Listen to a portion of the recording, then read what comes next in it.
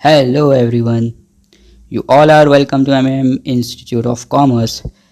आज हम लोग इकोनॉमिक्स के एक नए चैप्टर के साथ आए हैं जिसका नाम इन्फ्लेशन है। तो चलिए वीडियो को स्टार्ट करते हैं क्योंकि time is very much precious. कहता है व्हाट इज़ इन्फ्लेशन। इन्फ्लेशन क्या है सर?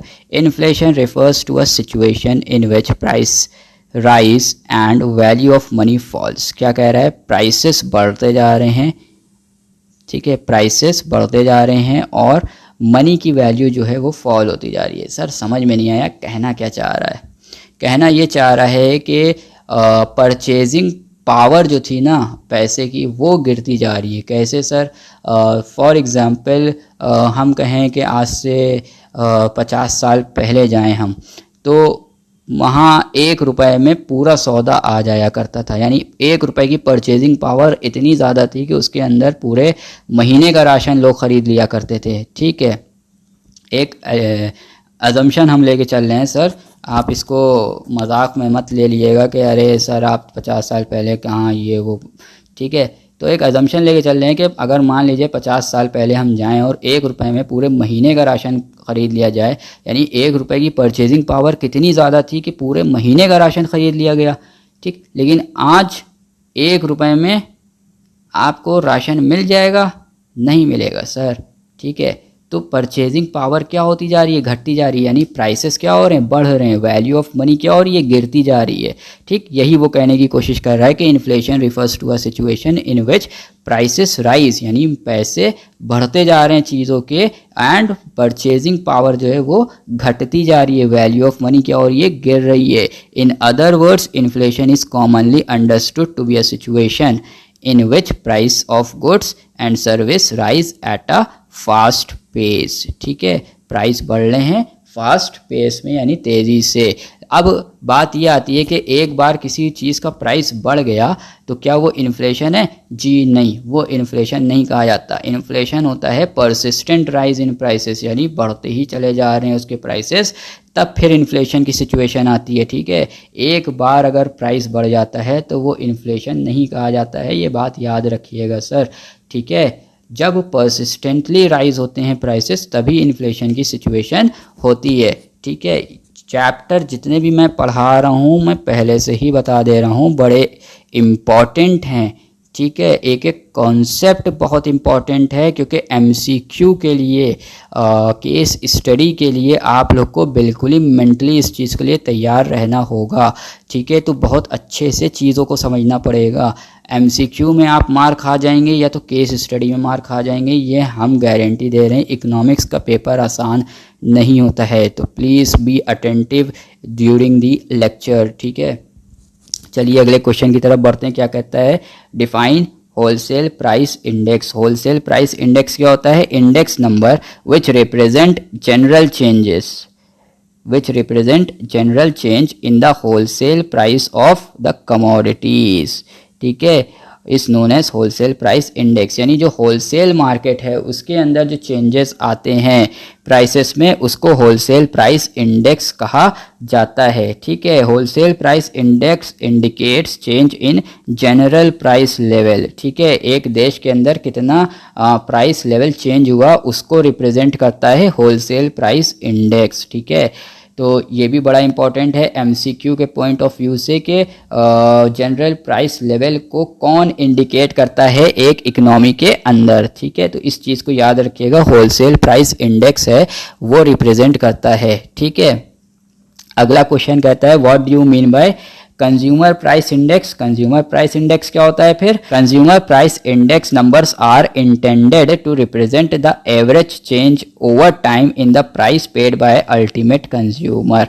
यानी जो कंज्यूमर प्राइस दे रहा था किसी चीज़ के लिए, उसमें अब वो जो पहले दे रहा था और वो आज जो दे रहा उसमें जो चेंज आया उसको कहा जाता है consumer price index of a specified basket of goods और सर्विस। ठीक है, जो स्पेसिफाइड होगा गुड्स और सर्विस की एक बास्केट का।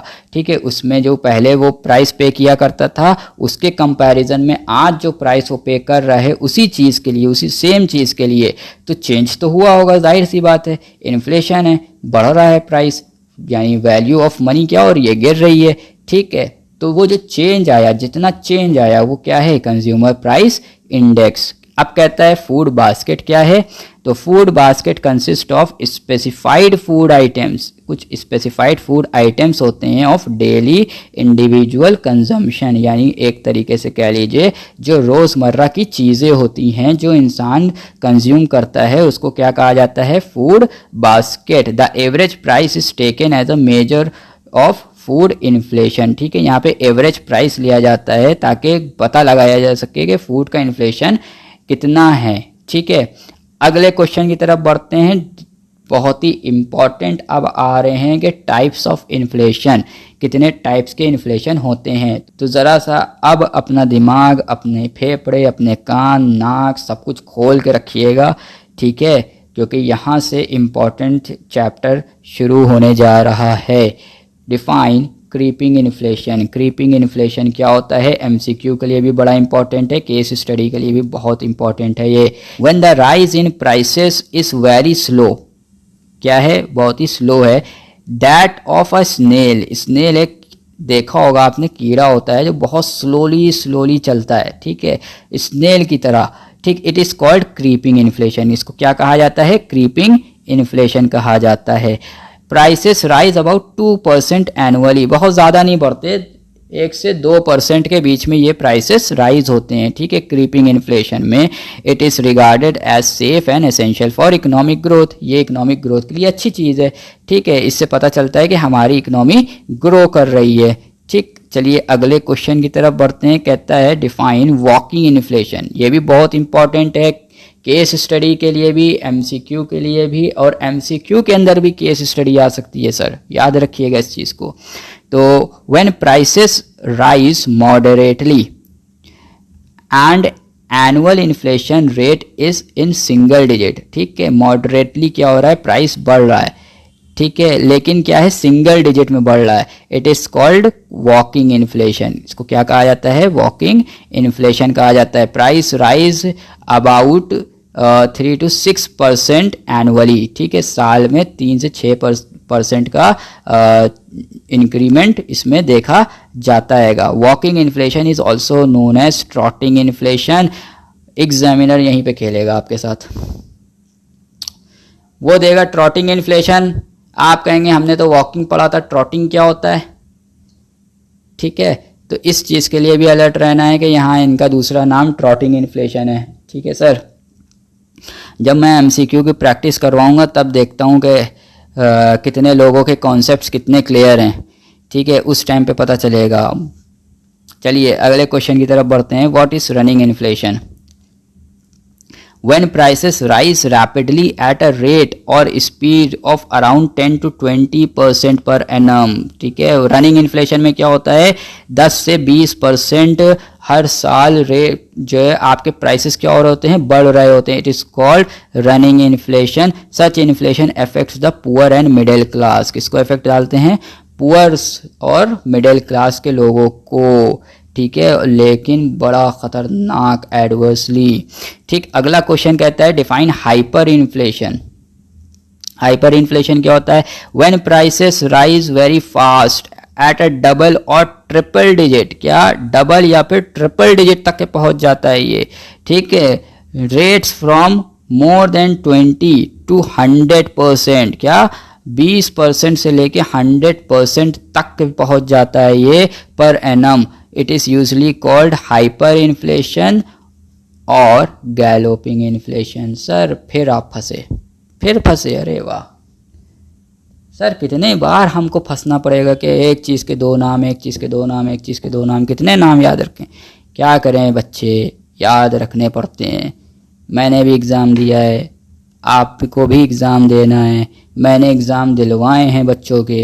ठीक है, तो इतना एक्सपीरियंस तो मुझे है कि इतने सालों से मैं पढ़ा रहा हूँ, तो इस चीज़ के लिए आप लोग को अलर्ट तो रहना पड़ेगा। एग्ज़ामिनर का मूड जब भी बदल जाए कुछ कहा नहीं जा सकता है। ठीक है, तो प्लीज़ बेटा, it's a very kind request, मैं मजाक नहीं कर रहा हूँ, कि हर चीज़ को बड़ा सीरियसली इस टाइम पे पढ़िएगा।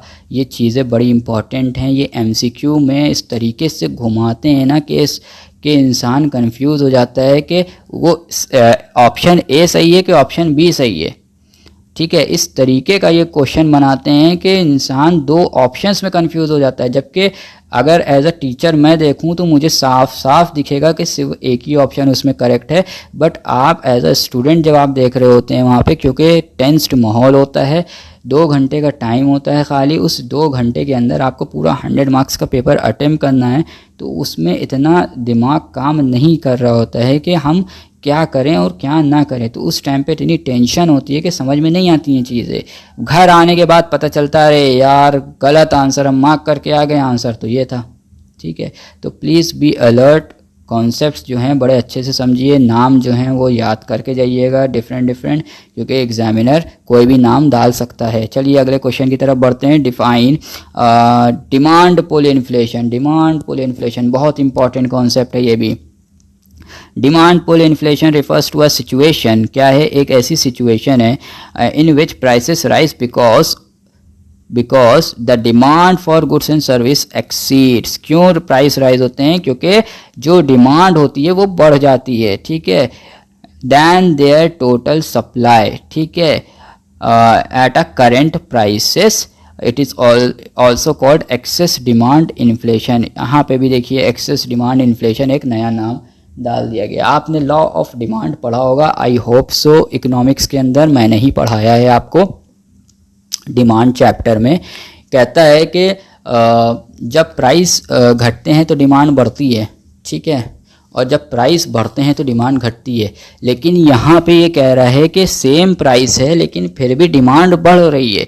ठीक है, अब डिमांड किस रीज़न से बढ़ रही है? हो सकता है कि लोगों का टेस्ट एंड प्रेफरेंस चेंज हो गया हो और लोगों को वो प्रोडक्ट पसंद आने लगा हो, इस वजह से डिमांड बढ़ रही हो सकता है कि पॉपुलेशन ग्रोथ हो गई हो, ठीक है, कुछ भी रीज़न हो सकता है अदर देन प्राइस। ठीक है, आपने तो बहुत सारे फैक्टर्स पढ़े थे उसमें, तो कोई भी रीज़न हो सकता है अदर देन प्राइस जिस वजह से डिमांड बढ़ रही है। अब आप ये कानून पढ़ के आए हैं कि जब डिमांड बहुत ज़्यादा होती है मार्केट के अंदर और सप्लाई कम होती है मार्केट के अंदर, तो ऑटोमेटिकली प्राइस क्या होते हैं, शूट अप होना शुरू हो जाते हैं। क्या होते हैं? शूट अप होना शुरू होते हैं, यानी इंक्रीज़ होना शुरू हो जाते हैं।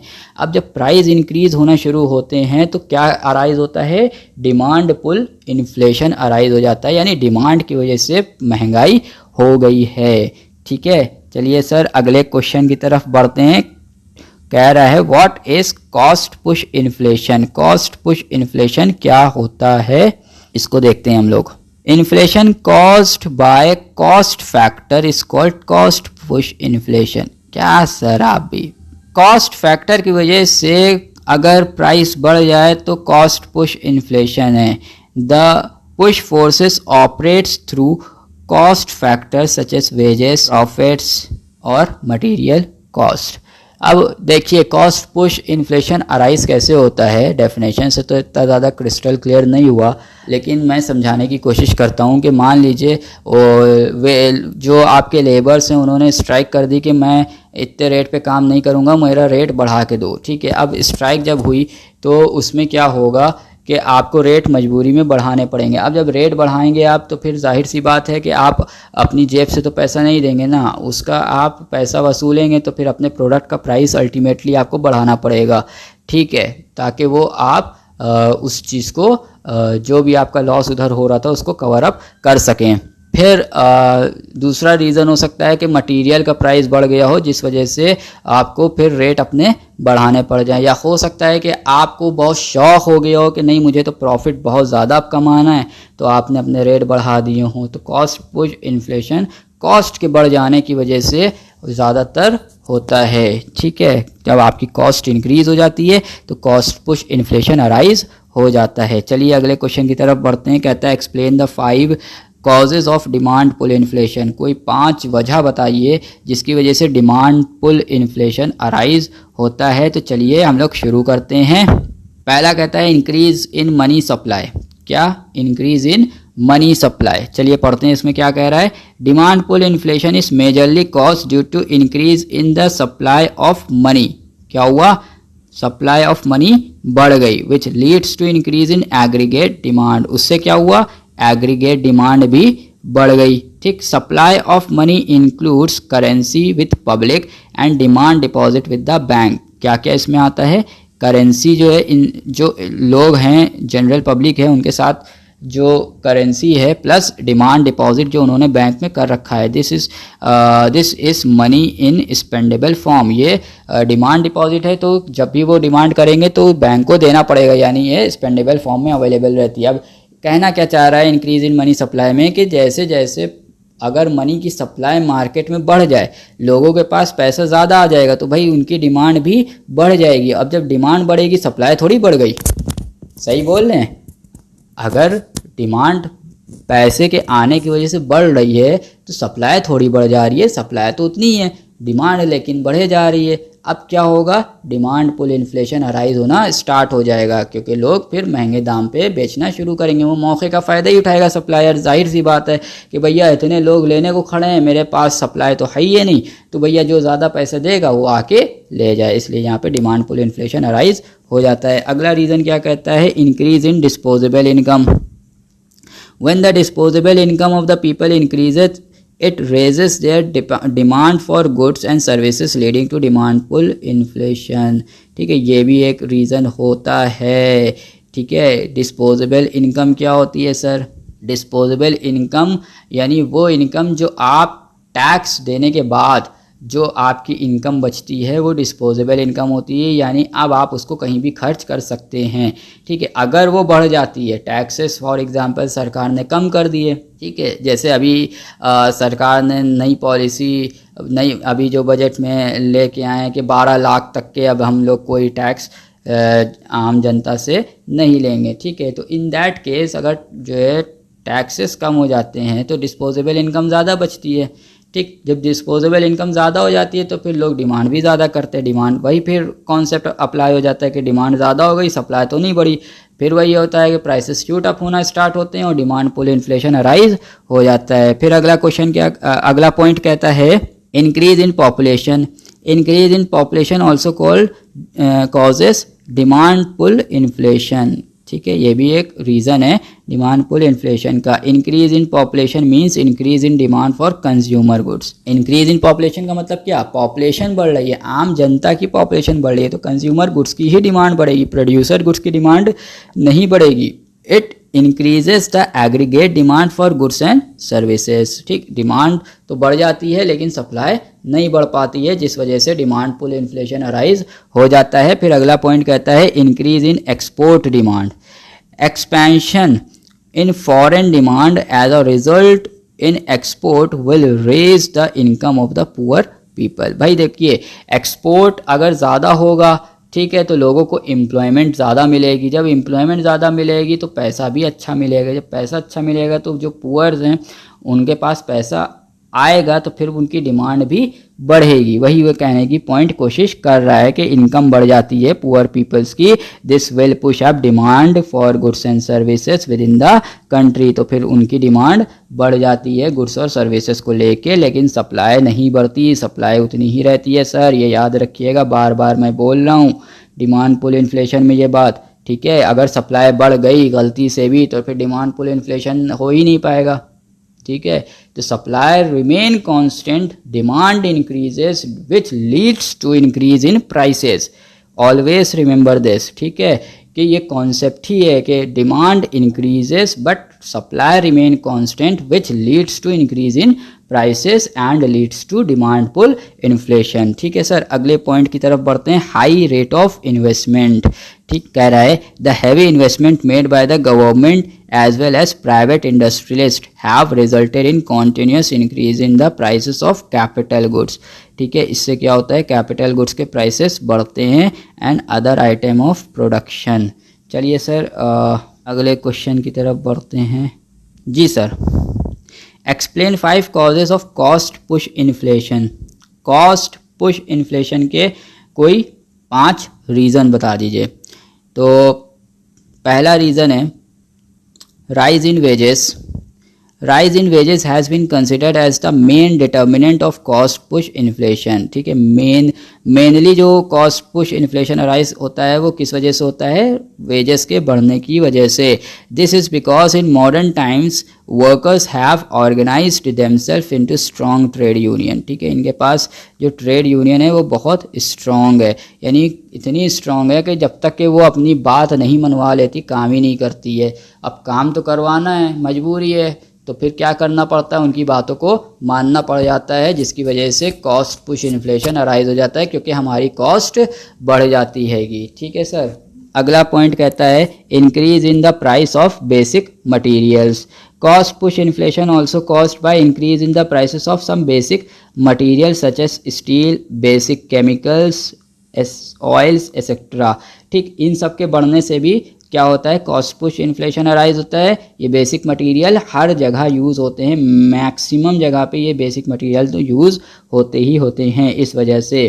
ठीक है, since these materials are use directly और indirectly in almost all the industries, हर इंडस्ट्रीज में इनका यूज़ होता है, therefore rise in their prices affect the whole economy. ठीक है, इनका अगर प्राइस बढ़ेगा तो फिर कॉस्ट पुश इन्फ्लेशन अराइज हो जाएगा। फिर कहता है हायर टैक्सेस।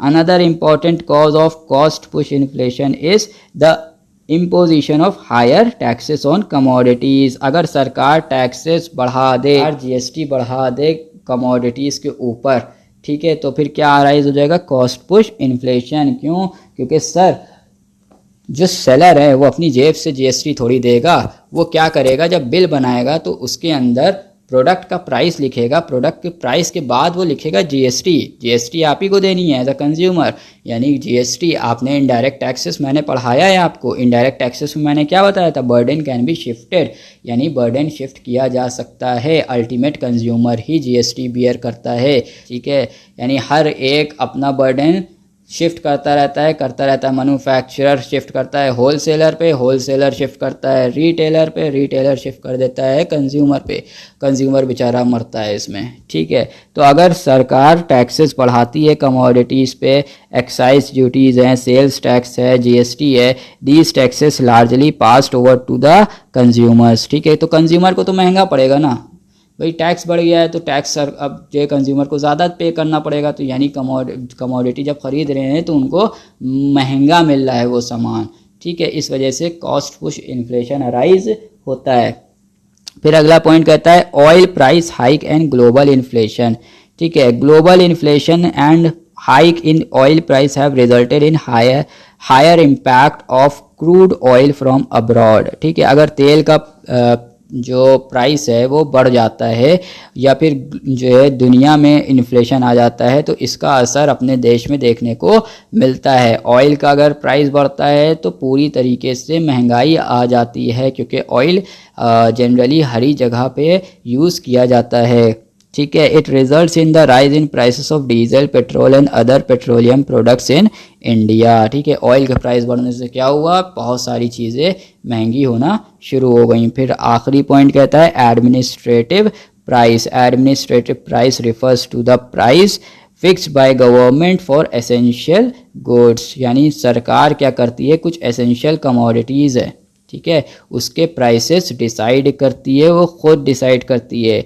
ठीक है, उसी को क्या कहा जाता है, एडमिनिस्ट्रेटिव प्राइस। ये अलग से क्वेश्चन आ सकता है, एमसीक्यू आ सकता है इसके ऊपर, ये याद रखिएगा कि एडमिनिस्ट्रेटिव प्राइस क्या होते हैं।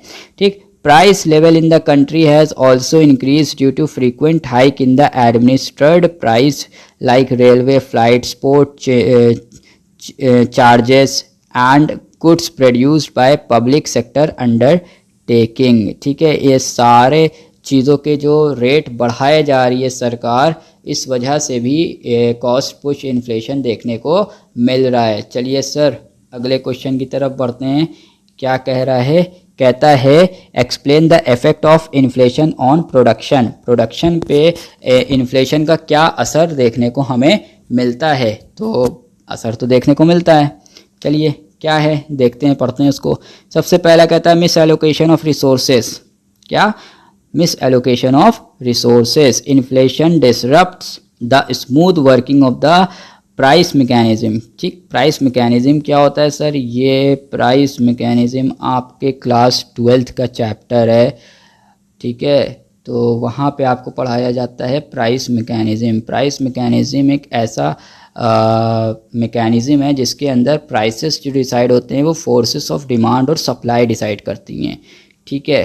तो ये क्लास 12th का कॉन्सेप्ट है, बस इतना याद रखिएगा। प्राइस मैकेनिज्म में क्या होता है, जो प्राइस डिसाइड होते हैं वो फोर्सेस ऑफ डिमांड और सप्लाई के थ्रू डिसाइड किए जाते हैं, ठीक है।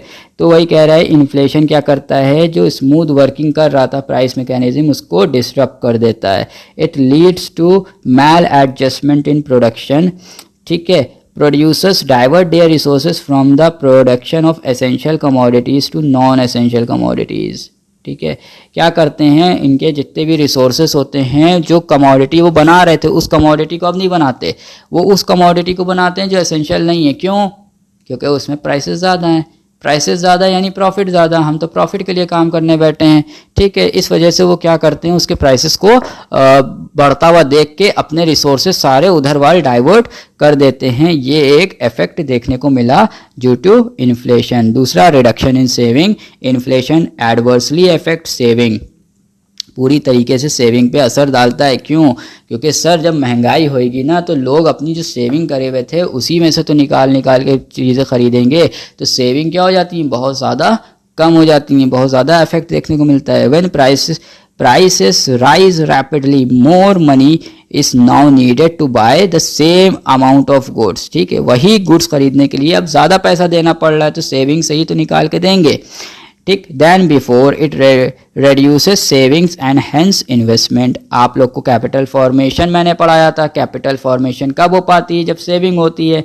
याद करिए कैपिटल फैक्टर ऑफ प्रोडक्शन के अंदर कैपिटल फॉर्मेशन चैप्टर, ठीक है। तो वहाँ पे क्या था, सेविंग, जितनी ज़्यादा सेविंग होगी उतनी ज़्यादा मोबिलाइजेशन ऑफ सेविंग होगी, और जितनी ज़्यादा मोबिलाइजेशन ऑफ सेविंग होगी उतनी ज़्यादा इन्वेस्टमेंट ऑफ सेविंग होगी, और उतना ही ज़्यादा कैपिटल फॉर्मेशन होगा। लेकिन चूँकि अब इन्फ्लेशन आ गया तो लोग सेव करेंगे ही नहीं, या सेव करा हुआ होगा तो उसको निकालेंगे, तो फिर हमारा क्या होगा, हमारा इन्वेस्टमेंट भी कम होना शुरू हो जाएगा। फिर कहता है discourage foreign capital. Foreign capital को भी डिस्करेज करता है। फॉरेन कैपिटल भी कैसे डिस्करेज होता है, inflation discourages the inflow of foreign capital into the country. Foreigners do not like to invest in those countries where prices are rising, ठीक है। बहुत सारे तरीके से फॉरेन से लोग यहाँ पे इन्वेस्टमेंट करते हैं। फॉर एग्जांपल एक मैं आपको नाम बताता हूँ, FDI, फॉरेन डायरेक्ट इन्वेस्टमेंट, ठीक है। एक होता है FPI, ठीक है। इस तरीके से वो लोग क्या करते हैं, फॉरेनर्स इन्वेस्टमेंट करते हैं। लेकिन अब जब देख रहे हैं वो कि यहाँ महंगाई इतनी ज़्यादा होती जा रही है, तो ये महंगाई का मतलब क्या, वो अगर इन्वेस्टमेंट करेंगे तो उनका लॉस है, ठीक है। उनको प्रॉफिट कमाना है, वो प्रॉफिट कमाने के लिए इन्वेस्टमेंट करना चाह रहे हैं, लेकिन यहाँ तो इतना ज़्यादा जो है प्राइसेस बढ़ रहे हैं कि उनको तो लॉस होगा, जाहिर सी बात है, तो फिर वो इन्वेस्टमेंट नहीं करते हैं। फिर अगला पॉइंट कहता है होर्डिंग होती है बहुत ज़्यादा। During inflation the hoarding of a larger stocks of goods becomes profitable, ठीक है। जितना ज़्यादा आप होल्ड कर पाएंगे उतना ज़्यादा आप उसको प्रॉफिट पे बेच पाएंगे।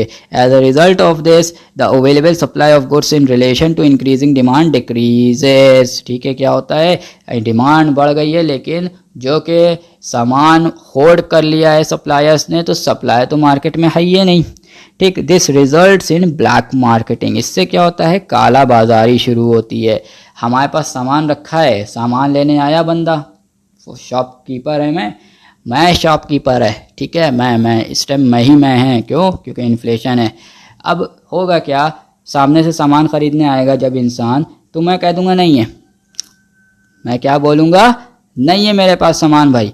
वो कहेगा भाई तू ज़्यादा पैसे ले ले, तेरे पास सामान है, सामान दे दे, ठीक। तो मैं बोल दूंगा ठीक है, एक काम कर, मुझे इतना पैसा अगर तू देगा उस प्रोडक्ट का तो मैं वो तुमको प्रोडक्ट दे दूंगा, और मैं चुपके से उसको पैक करके वो चीज़ दे दूंगा, वो मुझे उतना पैसा दे देगा। इसको कहा जाता है काला बाजारी, ठीक है, ब्लैक मार्केटिंग। अगले पॉइंट की तरफ बढ़ते हैं, fall in quality. Inflation tends to create sellers market. क्या करता है इन्फ्लेशन, सेलर्स की मार्केट बनाता है, कंज्यूमर मार्केट नहीं होती है, फिर वो सेलर्स के फ़ायदे हो रहे होते हैं वहाँ पे, इसलिए सेलर्स मार्केट क्रिएट होती है यहाँ पे। Sellers have now got the command on the prices, ठीक है, पूरे प्राइस पे किसका कमांड है? सेलर्स का, बिकॉज ऑफ एक्सेसिव डिमांड। क्यों? डिमांड बहुत ज़्यादा बढ़ चुकी है, तो अब जो प्राइस सेलर मांगेगा वो देना पड़ेगा, ठीक है। तो इतनी ज़्यादा डिमांड है कि अब जो सेलर कहेगा वो मानना पड़ जाएगा, इसलिए सेलर की मार्केट बनती है। Anything can be sold in such market, चाहे गिरी से गिरी क्वालिटी का प्रोडक्ट भी क्यों ना हो, लोग खरीदेंगे क्योंकि उसकी डिमांड ही इतनी ज़्यादा है। सड़ी हुई क्वालिटी हो, अच्छा हो सामान ना हो, लेकिन बिक जाएगा वो, ठीक है। तो ये होता है एक इन्फ्लेशन का इम्पैक्ट प्रोडक्शन के ऊपर। चलिए अगले और अपने आखिरी क्वेश्चन की तरफ बढ़ते हैं इस चैप्टर के। उसके बाद हम लोग सेवा समाप्त करते हैं आपकी। क्या कह रहा है ये क्वेश्चन, ज़रा देखते हैं। Explain the effect of inflation on distribution with reference to fixed income group and business community. Sir जो सिलेबस में था आपके वो यही 2 पॉइंट थे, एक फिक्स्ड इनकम अर्नर्स जो हैं उनके ऊपर क्या इम्पैक्ट होता है इन्फ्लेशन का, और दूसरा बिजनेस कम्युनिटी के ऊपर क्या इम्पैक्ट होता है। मैंने जो भी नोट्स तैयार किए हैं बिल्कुल एज पर द सिलेबस तैयार किए हैं, जो council for the Indian school certificate examination की वेबसाइट से मैंने डाउनलोड किया था, ठीक है। इसके बाहर से कुछ भी नहीं आएगा। मैं इस बात की गारंटी लेने को तैयार हूँ, जिस किसी ने पूरा साल नहीं पढ़ा है लेकिन वो इस नोट से पढ़ के चला जाए, वो पास तो गारंटीड हो जाएगा, गारंटीड है वो के पास हो जाएगा। और किसी ने अच्छे से इन नोट्स को पढ़ लिया है, समझ लिया है, तो वो अच्छे नंबर से वो पास होके आएगा, ये मेरी गारंटी है। मैं जब MCQ प्रैक्टिस करवाऊँगा तो उसकी भी प्रैक्टिस बहुत अच्छे से करनी है, ठीक है, वो भी आप लोग को करना पड़ेगा, तभी आप लोग सक्सेसफुल हो पाएंगे। और वो 16 मार्क्स के MCQ आपको आराम से 16 मार्क्स दे के जाएंगे। तो please be serious for all the things which I am doing with you people, ठीक है। मैं अपनी तरफ से एफ़र्ट्स डाल रहा हूँ, मैं अपनी तरफ से 100% एफ़र्ट डाल रहा हूँ, लेकिन बच्चे की तरफ से अगर एफ़र्ट नहीं आएगा, भाई आपने ये बात सुनी है, ताली 2 हाथ से बजती है, 1 हाथ से नहीं बजती है। मैं पूरी कोशिश कर रहा हूँ लेकिन आप हाथ से ताली बजवा ही नहीं रहे हैं, तो फिर क्या ही फ़ायदा होगा ना, ठीक है। जब मैं इतना एफर्ट डाल रहा हूँ, इतनी मेहनत कर रहा हूँ आप लोगों के लिए, इतना टाइम दे रहा हूँ, ठीक है, तो उसके बाद आप अगर मेहनत ना करें और इस चीज़ को ऊपर जो मैं कह रहा हूँ उस चीज़ को फॉलो ना करें, तब तो फिर दिक्कत आपके लिए हो जाएगी, ठीक है सर। तो जो आपके सिलेबस में था उसी के अकॉर्डिंग मैंने इसको नोट्स को डिज़ाइन किया है। तो सबसे पहले देखते हैं वेज एंड सैलरीड क्लास और फिक्स्ड इनकम ग्रुप। इन जो वेजेस और सैलरीज जो होती है ना वो फिक्स्ड रहती हैं, ठीक है, इसलिए उसने जो है नाम अलग अलग दे दिया, वेजेस एंड सैलरीज या फिर फिक्स्ड इनकम ग्रुप, जो भी आपका ये इनको बात एक ही है, ठीक है। Wages and salary earners suffers during inflation, ये क्या करते हैं? सफ़र करते हैं। सफ़र का मतलब यहाँ पे कोई ट्रैवल नहीं है, ठीक है, सफ़र का मतलब यहाँ पे इनको लॉस हो जाता है, ठीक है sir. It is due to the reason that wages and salaries do not increase in the same proportion in which the price और कॉस्ट ऑफ लिविंग राइजेस, ठीक है, ये बहुत इंपॉर्टेंट है। भाई आपकी सैलरी तो बढ़ी नहीं है, ठीक, आपकी वेजेस बढ़ी नहीं है, या बढ़ी हैं तो इतनी नहीं बढ़ी हैं जिस हिसाब से महंगाई बढ़ रही है, ठीक है। डीए मिलता है ना, बेसिक सैलरी मिलती है, उसके साथ डीए मिलता है, डियरनेस अलाउंस, उसका क्या कहा जाता है? महंगाई भत्ता। वो तो बढ़ा ही नहीं, या बढ़ा तो उस हिसाब से नहीं बढ़ा जितने हिसाब से महंगाई बढ़ी है, ठीक है। तो इससे क्या होता है, जो फिक्स्ड इनकम ग्रुप अर्नर्स हैं वो लॉस में चले जाते हैं, भाई उनको अब ज़्यादा पैसा खर्च करना पड़ेगा और उनके पास सेविंग कम हो जाएगी, ठीक है। Due to inflation purchasing power of money falls, आपको मैंने ये बात बताई थी स्टार्टिंग में कि परचेजिंग पावर क्या हो जाती है, पैसे की गिर जाती है। हमेशा इन्फ्लेशन में परचेजिंग पावर गिरती है, ये याद रखिएगा। As a result fixed income earners tend to buy less amount of goods and services than before, फिर उनको या तो 2 काम कर सकते हैं, या तो सेविंग कम कर दें अपनी, ठीक है, या फिर वो कम गुड्स और सर्विस खरीदें, ठीक। दोनों ही उनके पास ऑप्शन है। अब वो जैसा बेहतर समझे वो उस हिसाब से कर सकते हैं। अब बिजनेस कम्युनिटी के ऊपर क्या असर होता है ज़रा उसको हम लोग देखते हैं। कहता है inflation favourably affect the people with flexible income. क्यों? इनकी तो फ्लेक्सिबल इनकम है। फ्लेक्सिबल क्यों है सर? कभी प्रॉफिट बहुत ज़्यादा हो जाता है, कभी प्रॉफिट कम हो जाता है, कभी लॉस हो जाता है सर। फ्लेक्सिबल रहती है भाई इनकी इनकम, ठीक है, कोई फिक्स्ड इनकम इनकी नहीं होती है, ठीक है। तो businessman tend to gain during inflation. भाई बिजनेसमैन का तो फ़ायदा है, जाहिर सी बात है, बहुत फ़ायदा है। कैसे फ़ायदा है ज़रा देखते हैं। पॉइंट नंबर 1 कहता है prices of their inventories go up and thereby increasing their profit. उनके पास इन्वेंट्री पहले से ख़रीद रखी थी उन्हीं ने भाई, क्यों? स्टॉक तो पहले से ख़रीदा था। अब वो स्टॉक उन्होंने उस टाइम पे ख़रीदा था जब इन्फ्लेशन नहीं था, लेकिन अब जब वो इन्फ्लेशन आ गया वो स्टॉक बेचेंगे तो वो महंगा बिकेगा। यानी उन्होंने तो उम्मीद भी नहीं की थी कि ये महंगा बिक पाएगा, लेकिन अब इन्फ्लेशन आ गया, महंगाई आ गई है, महंगा बिकेगा भाई, जाहिर सी बात है। यानी उनको मुनाफा हो गया सर, बड़ा बेहतरीन मुनाफा करके गए। दूसरा पॉइंट क्या आता है? Prices rise at a faster rate than the cost of production. Cost of production इतनी तेज़ी से नहीं बढ़ रही होती है जिस हिसाब से प्राइस ऑफ द गुड्स बढ़ रहे होते हैं, ठीक है। इसलिए भी बिजनेस कम्युनिटी को क्या होता है? फ़ायदा होता है। फिर अगला पॉइंट कहता है they are generally borrower of money for business purpose. अब सर बोरोवर ऑफ मनी, ये पॉइंट यूँ अगर आप पढ़िएगा तो समझ में नहीं आएगा, मैं इसको समझाने की कोशिश करता हूँ। होता क्या है, एक आप चैप्टर पढ़िएगा इन फ्यूचर, उस चैप्टर का नाम है time value of money.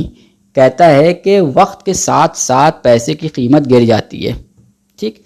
Time value of money क्या कहता है? वक्त के साथ साथ पैसे की कीमत गिर जाती है। यानी जो आज 1 लाख रुपए की कीमत है, आज जो 1 लाख रुपए की कीमत है वो 2 साल बाद 1 लाख रुपए की कीमत उतनी नहीं होगी। क्यों? परचेजिंग पावर कम हो चुकी होगी उसकी, इस वजह से, ठीक है। अब इन्होंने क्या किया? ये बोरोवर हैं, बोरोवर हैं यानी इन्होंने लोन लिया होगा अपने बिजनेस के लिए, ठीक है। इन्होंने लोन लिया होगा, फॉर एग्जांपल हम मान लेते हैं कि मिस्टर एक्स हैं, बिजनेसमैन हैं, उन्होंने 5 लाख का लोन ले रखा है, ठीक है, और वो 5 साल के लिए ले रखा है।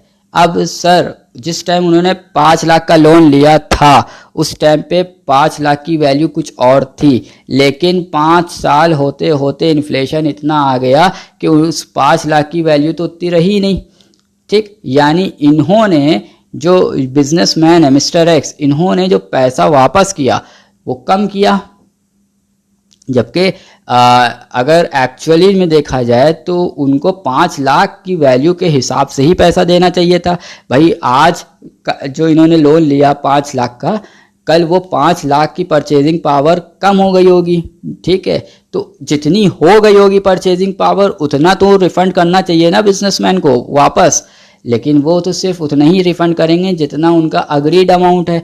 यानी जो गिवर होते हैं, ठीक है, वो लॉस कमाते हैं, लेकिन जो बोरोवर होते हैं वो प्रॉफिट कमा के जाते हैं मार्केट से। अभी भी नहीं समझ में आया? मैं फिर से ट्राई करूं? चलिए मैं फिर से ट्राई करता हूं। देखिए समझने की कोशिश कीजिए कि आज 1 रुपए की कीमत, जो 1 रुपए की कीमत है, ठीक है, मैंने 1 रुपए की कीमत ली, ठीक है। अब मैंने वो आपको दे दिया 1 रुपया। आज मैं 1 रुपए में 1 टॉफ़ी खरीद सकता था, ठीक है। आपने मुझसे वो 1 रुपया 1 साल के लिए लिया, ठीक है। मैं गिवर हूं, आप बोरोवर हैं, ठीक। हुआ क्या? इस 1 साल के अंदर इन्फ्लेशन आया। इस इन्फ्लेशन के आने की वजह से अब वो जो 1 रुपए की टॉफ़ी मिला करती थी अब वो मुझे मिल रही है 5 रुपए की। हम एक एजम्पशन लेके चल रहे हैं, हंसीएगा मत, ठीक। तो जो 1 रुपए की जो टॉफ़ी थी अब वो मिल रही है 5 रुपए की, लेकिन जो बोरोवर था जिसको मैंने दिया था वो मुझे कितना वापस करेगा? 1 रुपया, ठीक है। तो उसने बेनिफिट कमाया, उसने मुझे कम पैसा दिया, जबकि देना उसको उस हिसाब से चाहिए था जितने की परचेजिंग पावर वो लेके गया था मुझसे, उतने ही उसको वापस करना चाहिए था, लेकिन उसने उतना ना वापस करके कम वापस किया मुझे, ठीक है। तो इसलिए ये बोरोवर होते हैं, इसलिए इनको गेन होता है, और जो गिवर होते हैं उनको लॉस होता है, ठीक है। Thus inflation makes the rich richer, जो रिच है उनको और अमीर करता है इन्फ्लेशन, ठीक है। तो यहाँ पे हमारा ये चैप्टर फिनिश होता है। Thank you so much for the patience, जो आपने इतना बना के रखा और हमारी आज इतनी बातें सुनने को मिल गई हैं आप लोग को। बट क्या करूँ मैं आप लोग को बहुत चाहता हूँ, मैं नहीं चाहता कि आपका रिज़ल्ट ख़राब हो किसी भी तरह से, किसी भी रीज़न की वजह से, ठीक है। तो प्लीज़ बी अलर्ट, ये चैप्टर बड़ा इम्पॉर्टेंट है, MCQ as well as case studies plus questions के पॉइंट ऑफ व्यू से इसमें से क्वेश्चंस आते हैं, डेफिनेटली आते हैं, और एमसीक्यू भी आते हैं, केस स्टडी बेस भी आते हैं, और टेक्निकल लेवल पे आते हैं, ठीक है, कंफ्यूजिंग लेवल पे आते हैं। तो प्लीज़ बी अलर्ट, इस चैप्टर को भी लेके थोड़ा सा अलर्ट रहिएगा। Thank you so much. तो वीडियो को लाइक कीजिएगा और चैनल ज़रूर से ज़रूर सब्सक्राइब कीजिएगा, क्योंकि मेरा मोटिवेटिंग फैक्टर तो आप लोग का यही प्यार है जो आप लोग मुझे देते हैं, सब्सक्राइब करके चैनल को और वीडियो को लाइक करके। वीडियो दोस्तों तक के शेयर करिएगा ताकि उनको भी इस चीज़ से बेनिफिट पहुंच सके, वो भी अच्छे से इस चीज़ को समझ सकें, ठीक है सर। और कोई भी क्वेरी हो, कोई भी क्वेश्चंस आपके दिमाग में आ रहा हो, तो कमेंट सेक्शन का यूज़ ज़रूर कर लिएगा, शर्माइएगा मत बिल्कुल भी, ठीक है। जो इंट्रोवर्ट टाइप पीपल होते हैं उनसे ख़ास करके हम ये बात कह रहे हैं कि शर्माइएगा नहीं। जो भी आपका क्वेश्चन हो, कोई नहीं हंसेगा, आप जो भी पूछना चाहें लॉजिकल क्वेश्चन होना चाहिए, ठीक है, आप पूछिएगा, मैं उसका ज़रूर जवाब दूंगा, उसके लिए आप बिल्कुल परेशान मत होइएगा, ठीक है। Till then goodbye, thank you so much.